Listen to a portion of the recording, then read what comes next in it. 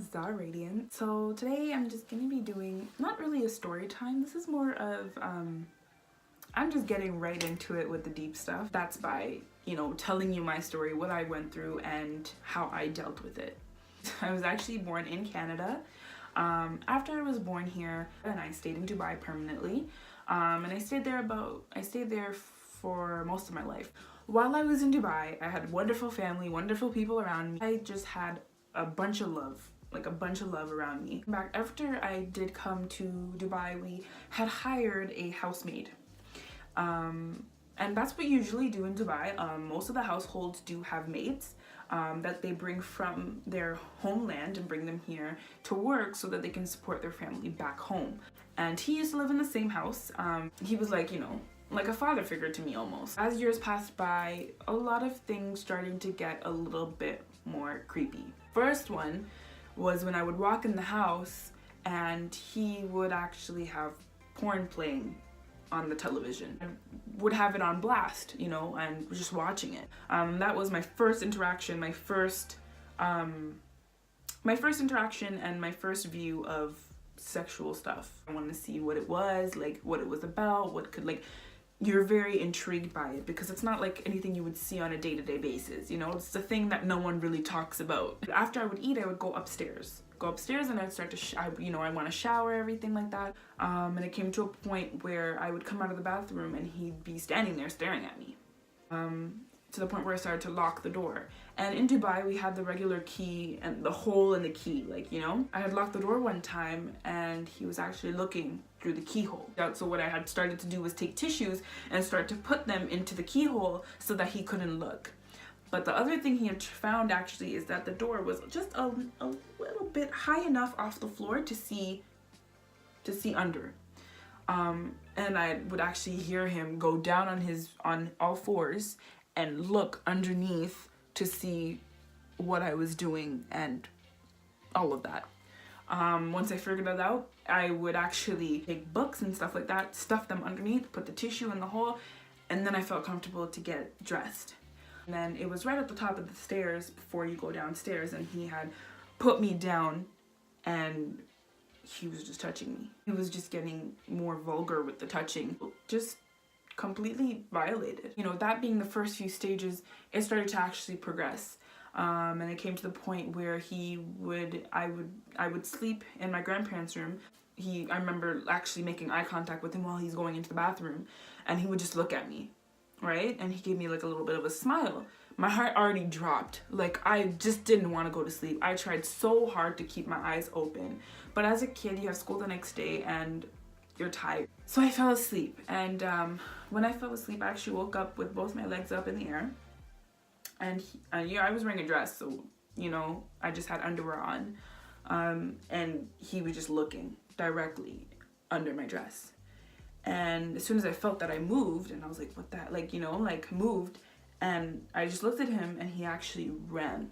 He ran out, and that was that. I think I went to sleep again that same night, and this time I woke up, and he was in the bed, underneath the covers, right beside me.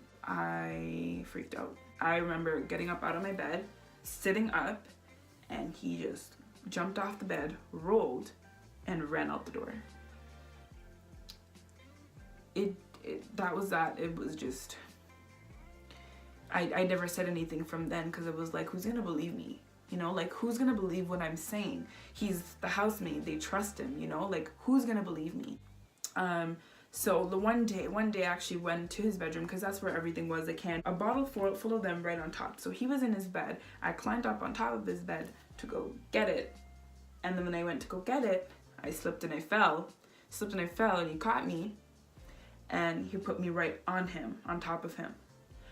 And when he put me on top of him, he wouldn't let me go. So, I'm kind of struggling to move. And while I'm trying to move, there was a girl that used to live with us, and she actually passed right by the door. So she saw it. In that moment, he let go of me. And I moved off of him, and I went upstairs. My uncle had gotten home and everything, and I guess the lady told him this is what I saw. And it didn't go down well. He got into a lot of trouble. but it was also a question of what were you doing on top of him. From what I remember, he was still living with us, but I was never home alone. I was never left unattended, and that's when I moved to Canada. Going through that abuse, it was basically in my head like, okay, this is normal. And because I didn't really have a steady father figure in my life, it kind of threw me off too. I didn't know what I was really looking for. I didn't know, how a man was supposed to really love you. I didn't know what the boundaries were. I didn't even think there were any. So growing up, it was very difficult for me.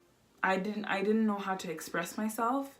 And from that time on, I really found myself, not using my voice to speak. I would get into a fight with my friends or anything like that. I would never speak. I would never stand up for myself.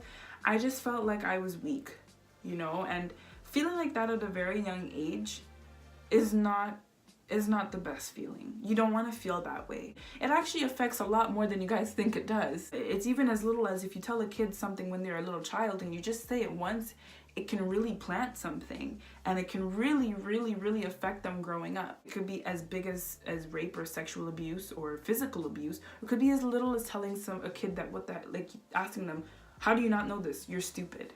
You know what I mean? It just sticks with them. So this actually just stuck with me, and I was actually very upset at the world and myself growing older. So many regrets, and that would eat me up inside. Always be like, it's my fault if I didn't let him, if I didn't do this, if I didn't do that. When I grew older, and I would get counseled, a lot of people would say to me, well, you know what, Jasmine, it's not your fault. It's not your fault. You were young and he took advantage of you. I want every female to know that, it's not your fault. My advice for anybody that's been through this is the only way you can actually really move on and find peace is if you forgive them, which I know is such a strong word. At least for me, I didn't forgive this guy until I was 17 years old. So I was holding this grudge and this anger and all of this hatred towards him for years.